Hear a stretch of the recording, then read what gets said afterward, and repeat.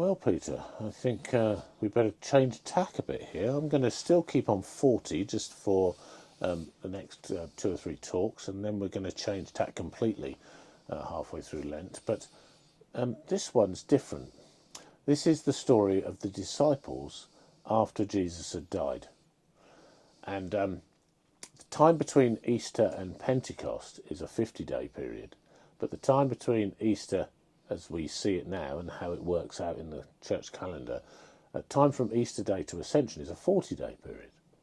So just taking that for a moment, this time period between Easter and Ascension, it was a time when the disciples went through a transformative period. And although we've talked about wilderness and desert, what I want to home in on a little bit is it's also a period of being transformed, being moved a little bit closer to the likeness of Christ, if you like. And what I'd like to do in this one is look at that a bit with a few examples and maybe split it into 2 or 3 parts here.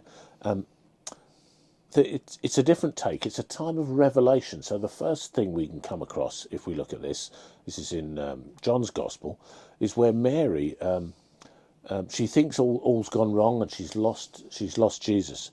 And then, of course, he beats death, and there he is for her. And she says, the actual words quoted are, "I have seen the Lord." So that's a transformative experience for Mary.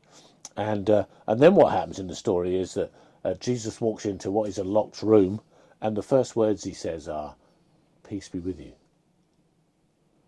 And then he goes on and he says a few other words. He says, "I am sending you."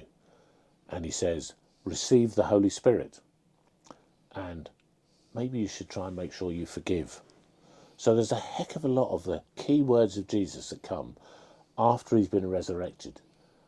And there's a transformation in the disciples as they get this sense of, hang on a minute, this guy has really said what he was going to do. He told us this before he died.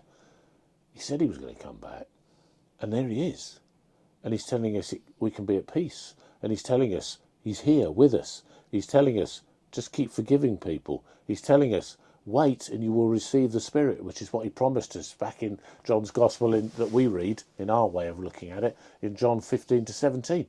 So he's making statements that if you only get hold of them, which is what the disciples were struggling to do, because how can this bloke who died be back with us again?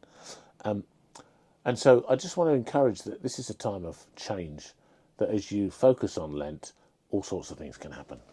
So I'm going to go on with some more on this tomorrow. Any thoughts on that? Plenty of thoughts. But go on, Em. Or don't you want to say them now? I don't want to unravel what you've just said. Why? I guess... Unravel me. Like, the thoughts I have is Mary goes from having a child to having a Lord, which is quite a transformation. That's an even bigger one, yes. That's one thought. Yeah. But I like how at an important moment when he's raised from the dead, he fits in loads of good things in a short space of time. So it makes it clear. And I think, unlike us, Jesus is quite concise. And even though... Definitely unlike us. Yeah. So there's a lot of information in a short space of time, which is a remark of being very profound. Yeah, yeah. Okay, we'll leave it with that for today, and a bit more tomorrow.